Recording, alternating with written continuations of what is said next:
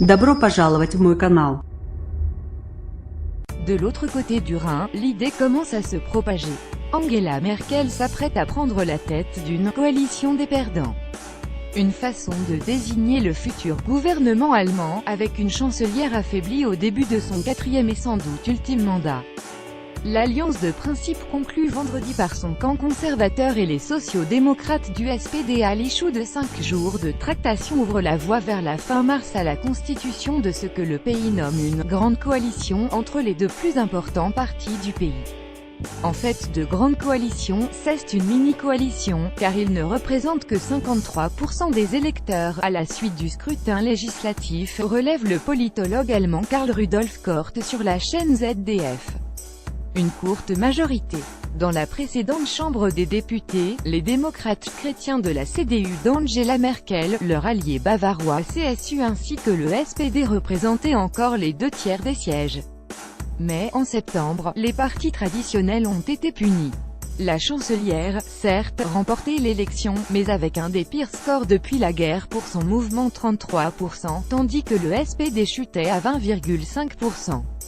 La montée de l'extrême droite en cause l'irruption de l'extrême droite avec près de 13% et le retour au Parlement du Parti libéral sur un programme à droite toute.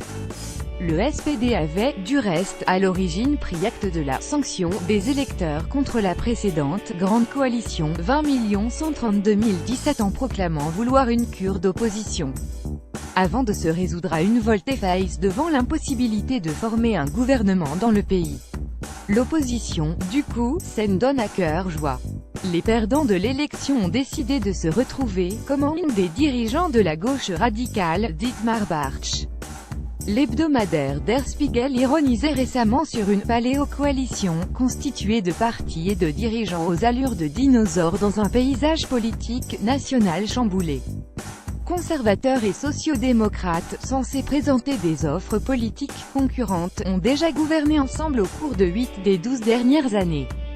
Et ils s'apprêtent à en ajouter 4 de plus, avec le risque de favoriser un peu plus l'extrême droite de l'alternative pour l'Allemagne AfD. Affaiblie en interne, une poursuite de cette alliance va faire cadeau à l'AfD de nouveaux succès dans les élections régionales à venir, en permettant au parti de faire campagne sur le thème « Blanc bonnet et bonnet blanc », met en garde samedi le politologue Werner Patzold dans le quotidien Handelsblatt. Les 3 présidents de partis qui ont négocié l'accord vendredi sont en outre tous affaiblis en interne. Celui du SPD, Martin Schulz, est en sursis depuis sa débâcle aux législatives. Celui de la CSU bavaroise, Horst Seehofer, lui aussi appelé à un portefeuille ministériel à Berlin, vient d'être marginalisé dans son parti par une fronde d'opposants inquiets de la poussée de l'AfD. Quant à la chancelière, même si aucun prétendant sérieux à sa succession ne s'est encore mis en avant, le débat en interne sur l'après-Merkel a commencé. Nombre de cadres de son mouvement appellent à un « rajeunissement » de la direction. L'économie allemande est en pleine forme, mais, politiquement, la chancelière a perdu des points après la crise des réfugiés. Et le vide gouvernemental en Allemagne depuis septembre ne l'a pas aidé. Merkel dépassée par Macron, durant cette période, le chef de l'État français Emmanuel Macron a, au contraire, occupé l'espace sur le plan européen et international avec plusieurs initiatives diplomatiques remarquées. En matière d'initiatives politiques sur l'Europe, la France mène actuellement 10-0, nous ne devrions pas laisser le score en l'état, regrettait récemment le chef de la diplomatie allemande, Sigmar Gabriel.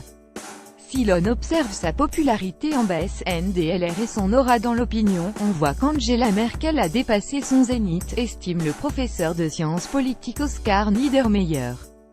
Pourra-t-elle dans ces conditions aller au terme de son nouveau mandat de 4 ans ?